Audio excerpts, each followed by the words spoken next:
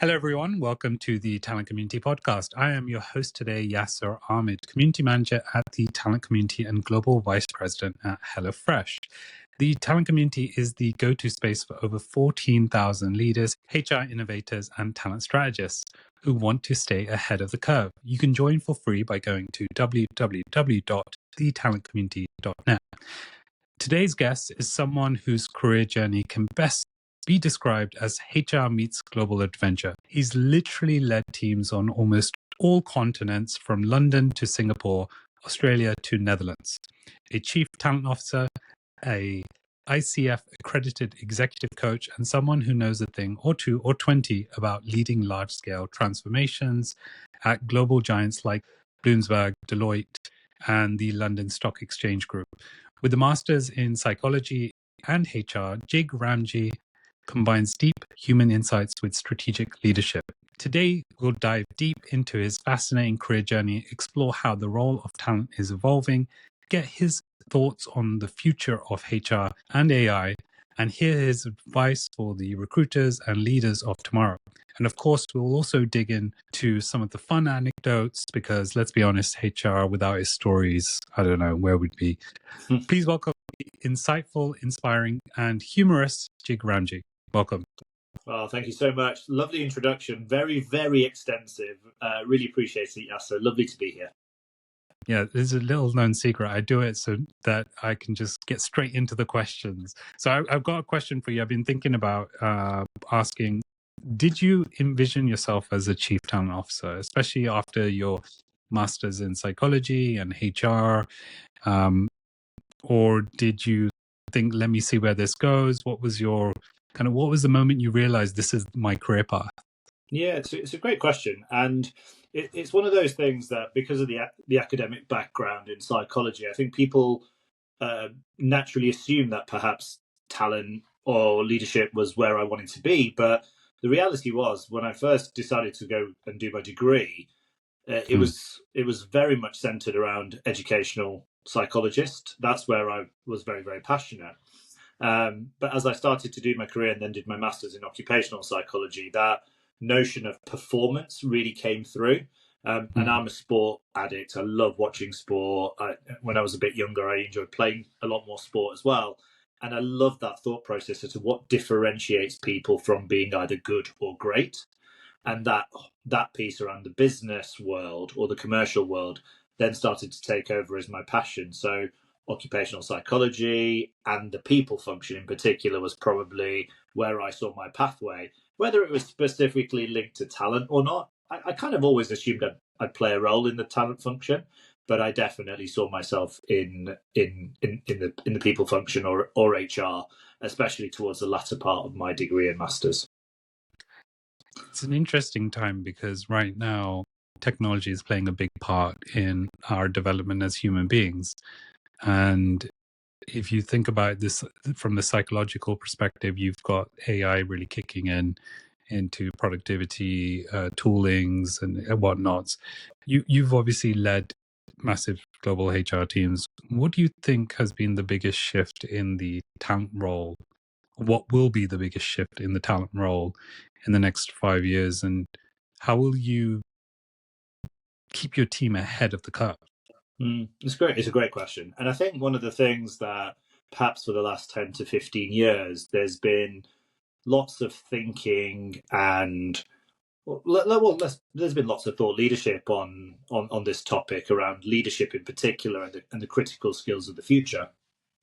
What I think is happening today is with the AI revolution, it's in overdrive at the moment. And I think AI has been around for a lot longer than people sometimes give it credit for, but it's just really starting to play a really significant role, not just in the corporate world, but in our day-to-day lives. And I think as a result of it, it's almost providing leadership practitioners or talent practitioners with a real burning platform around what is going to be required going forward, especially for humans. So that human skills piece now is almost now being thought of as the most critical element of what we do on a day-to-day basis, which I think gives us such an opportunity to really dial up the skills and capabilities required, in particular of roles such as people leaders, in a way that I think we've been talking about for the last 10 to 15 years. But what we haven't had is that real burning platform. If we don't get this right, we're going to have real problems and challenges going forward. Because hopefully, if we take the positive spin of AI, that's going to take away certain aspects of our roles as humans, but it can't take away the most critical aspects of our roles. And therefore, it's now under the magnifying glass and under the microscope that leaders really need to play that critical role, that human-centered leadership, helping an organization move forward, helping its people move forward, helping organizations transform, and galvanizing people behind the purpose and the strategy of the organization. All of the things that we've talked about for 15 years, but are now being significantly magnified because of things such as AI. I'm fascinated by the topic because I really try to incorporate most areas of my life with a bit of AI for efficiency purposes. So whether it's my emails or voice notes or podcasts, I try to use as much as I can. Have you actually, just a side question, do you have any AI hacks you use that most people don't know about, or what is like the thing you go to from what has it improved in your life so far? Is there anything that you could share? I think what I'm learning every day is that most people have an AI hack or two, and I think so. It's a weird hack I'm giving people because it's like people are going to turn around and say, "Well, that's not really a hack." But this is my number one question that I do ask people. I say, "What are some of the things that you are using at the moment from an AI perspective?" And every day or every week, I'll pick up one or two new things, if that makes sense. I mean, on a very personal level, in my day to day, it would be very unusual for me not to go to ChatGPT and use it for a purpose. I've almost now found that I don't search for anything on the web. What I'll rather do is use ChatGPT to really go deep into what I'm trying to find. And then I will still do research thereafter. But on a day-to-day basis, as a consumer, I am very much now using ChatGPT in my day-to-day life. And I think it does a really, really good job if you put the right prompts in and go very deep with what you're asking. So, yeah, my hack is ask people. That everyone's got a great AI shortcut, so definitely do that. But yeah, for me, if you're not using ChatGPT to refine your searches and be really thoughtful about what you're trying to find, then start doing it. Do you know what? More than anything else, it's great fun. Yeah. I actually was reading somewhere, I can't remember the gentleman's name, but he used to work for Google. He does a lot of talks now on AI. And he said that the reason Google took so long to launch its AI was because they struggled with the conundrum of, do we have the right to give an answer? And I thought about it for a long time, and it's kind of true. Google typically gives you a number of answers, or a million, or even 10 million different answers, and you choose and sift and you read what you want. Whereas with AI, what you're doing is you're getting a more of a definitive answer, and then you kind of move it along the way to say, hey, go this direction, that direction. And there is a risk of obviously going into an echo chamber by doing that, because you're not necessarily getting raw, here's the 5 different versions of this answer. But I think it's just fascinating how we're going to even challenge that in the future. What is it going to look like? Yeah, definitely fun. But here's the fun thing, right? This is where your human skills or your judgment skills really can add weight to the AI that exists. So, as an example, it will give you a view, but you can also ask it for further considerations. And you can say, what consideration should I have if I was to take this recommendation? Or those are several recommendations. What would be the reasons that I would pick one over the other? And all of a sudden, you're giving even more insight into the way you think about things, and then apply judgment and analysis thereafter to make your final decision. So in many ways, AI doesn't take away that opportunity for analysis and judgment. It's just a different way of perhaps doing things that we were used to with Google. So if someone's listening right now, the advice to them would be, so someone in your team and you're offering them advice, whether in the talent acquisition, talent management, talent team holistically. Mm-hmm. What advice would you give them to prepare for the future that's coming? So I think for me is the best piece of advice is embrace it now, because there's a whole opportunity out there for us to be able to do our roles so much better if we were to embrace things such as AI. Let's take recruitment or talent acquisition, if people prefer that terminology, as an example. I have managed so many teams around the world, and one of the biggest frustrations is I am not able to deliver the level of candidate management that I really would love to, because I've got so many different things to do on a day-to-day basis. My workflow is crazy, everything I need to do. If we can utilize something like AI to take away some of that burden and workload, that allows us then to provide that candidate management that we really want to, what an opportunity to embrace that. So I think there's almost two ways of looking at this. How can we use AI to augment our day-to-day lives in a way that we become much better at the things that matter most? Or there's the scary part of it, to say it's so big and so scary, I'm going to kind of hide under my desk or bury my head under the sand for now, because I don't want to really think about what the future might hold. I say embrace it. I agree 100%. What's interesting about what you said there is the candidate management piece around that's something that you desire and you want. But I also think that AI is going to challenge our traditional thinking on these type of processes. So, for example, if you go into a McDonald's or a Burger King, you go to the screen now and you order. I remember when those screens came out, I was like, I want to go speak to someone at the till. What if they get my order wrong? Or what if I want something? And it's all there. It's convenient. Now I couldn't imagine going to speak to someone at the till. And maybe it's not the best example, but obviously that's a very small interaction. You explode it a bit and you take it to candidate management, where people are making much bigger decisions. There is an argument to say that, well, why don't we go down the route of automating those? But then if you were going to buy a house, you wouldn't want to buy a house just with some AI tool, advising you. It's kind of the same theory there, right?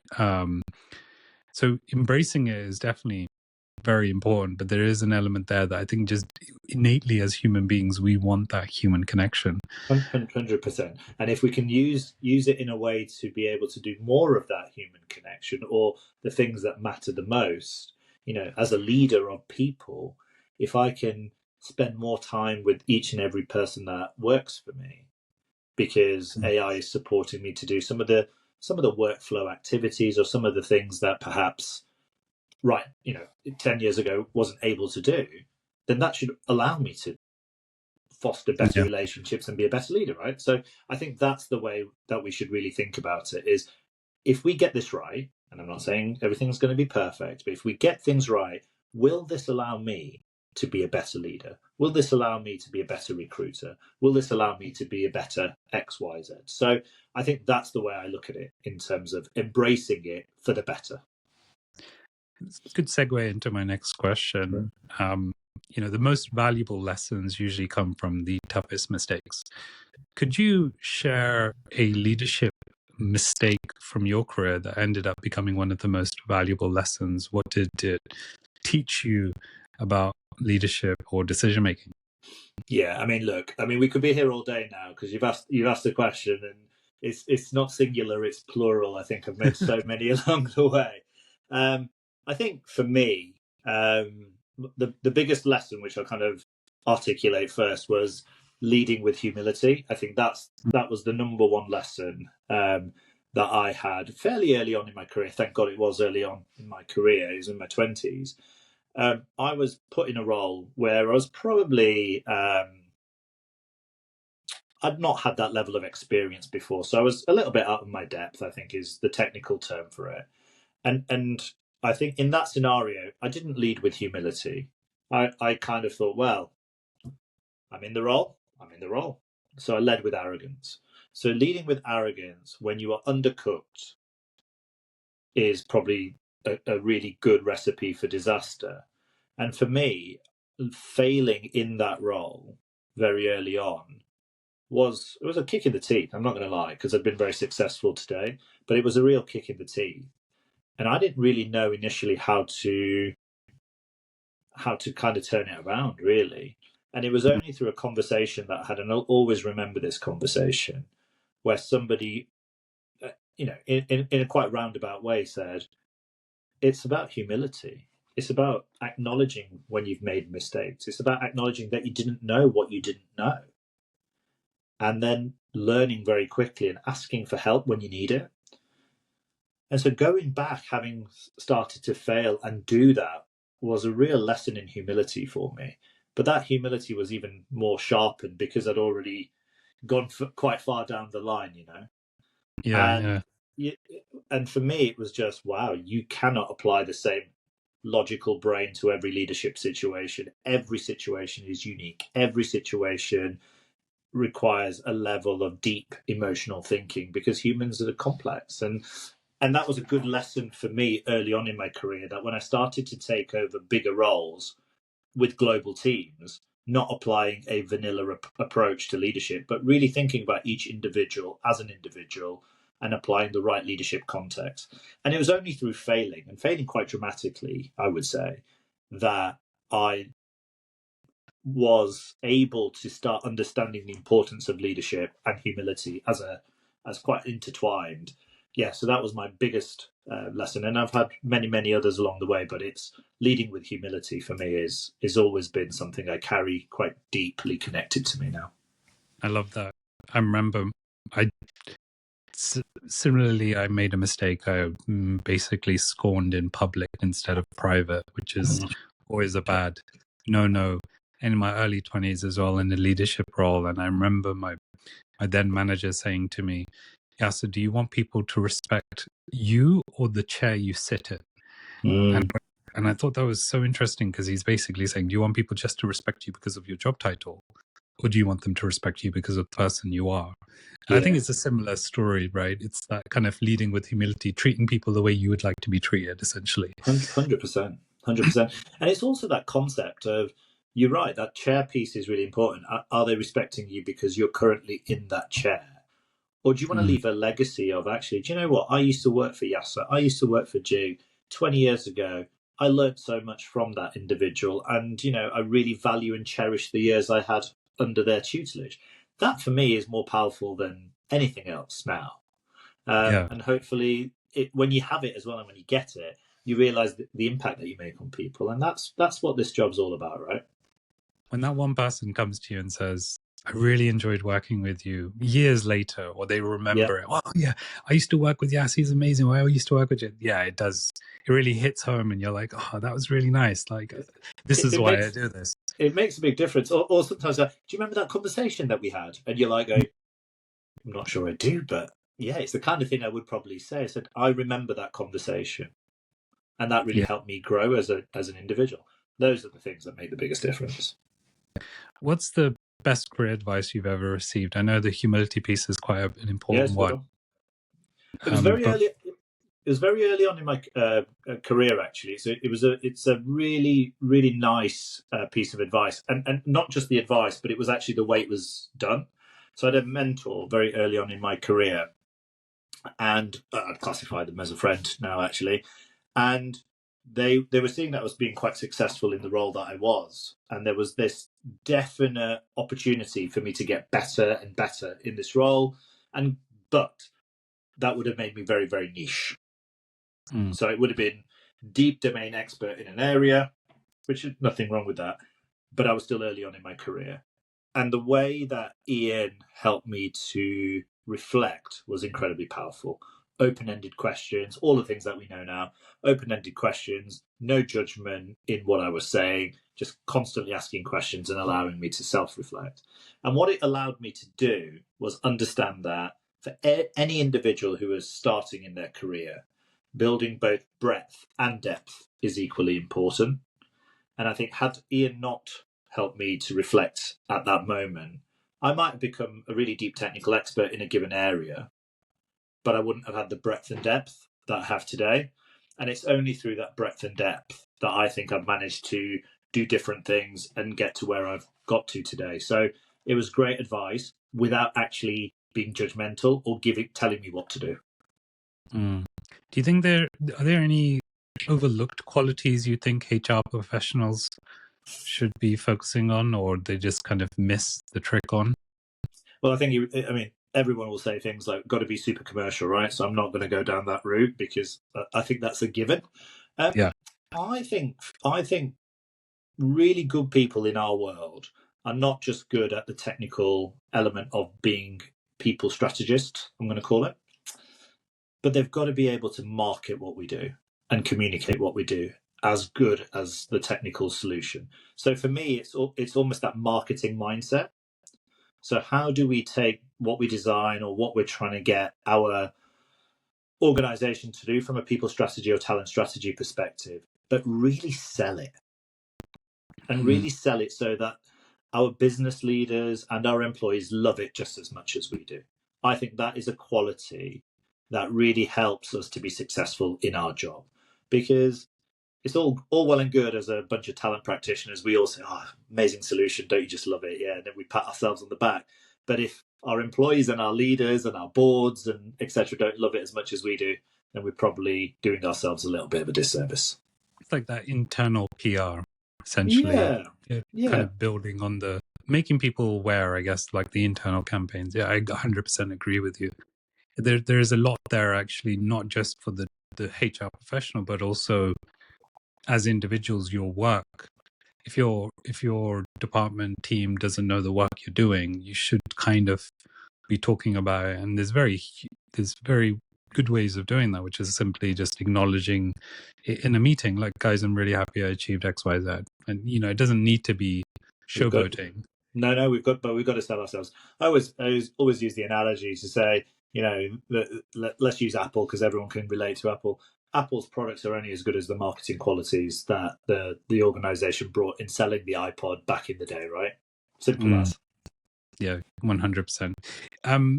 We all have unforgettable moments at work, whether they're hilarious or cringeworthy. Can you share a funny or unexpected moment from your career that turned into a memorable lesson or story? Well, moment. God, I've had quite a few. So the one example I'll use is my time in Asia. I feel quite privileged to spend quite a bit of time in Asia, and I was on a business trip to Tokyo, and I was with the MD of our Tokyo office, and we were meant to have a 1-to-1, and I was sat talking to him, and he kind of suddenly just got up. He goes, "Let's go," and I was like, "Oh, okay," and we started walking out streets of Tokyo. I'm like, I don't know where we're going here. And I thought maybe we're getting something to eat. He didn't really say very much. He said, come on. And then all of a sudden we were like going down these back streets and then we start queuing up. And I was like, what are we doing? And he goes, I'll show you. Anyway, this queue then led to 3 guys who were sat down and they were polishing shoes. I was like, wow, okay. He goes, let's do that. And so we sat there both, and when you get your shoes polished in Japan, it's not like it's not a 2-minute job. It's like a good old 15 to 20 minute, and they do an absolutely incredible job of polishing your shoes. So I'm starting to get my shoes polished and talking to Cooney, and Cooney goes, "Yeah, look, I like you, but your shoes, they can't be like that." And my shoes were fine; they weren't dirty or they weren't like really bad. But they didn't have that really pristine shine that you would really want in a shoe. And he took me there and he sat me down, and him and I got our shoes polished together. And afterwards he walked back and he goes, "I just want you to look good, my friend. I just want you to look good." And it was one of those moments where I realised that him and I had such a lovely, trusted relationship that he felt absolutely comfortable taking me there. We sat down, we had our shoes done, we walked back, he talked work. But I knew at that point that our relationship was incredibly strong. And we stay in touch today, even though I don't work at Bloomberg anymore. But it's just the power of relationship. It's a great story because it's the power of relationship, but it's so memorable. I've got a photo still of me and him sat there. I got somebody to take a photo, And it's just one of those moments that you realise that, yes, work relationships are great, but they just mean so much if you can really foster true relationships with people that you work with on a daily basis. No, I love that. I love that. Actually, it brings one last question for you. And I guess this is less about your journey and it's more about what you wear. You just triggered a thought in my mind, and I speak to a lot of people, and this day and age, the work environment's changing, right? Come as you are is quite a popular statement that people make at work. And I always find it challenging because I kind of advise people, look, perception is a reality.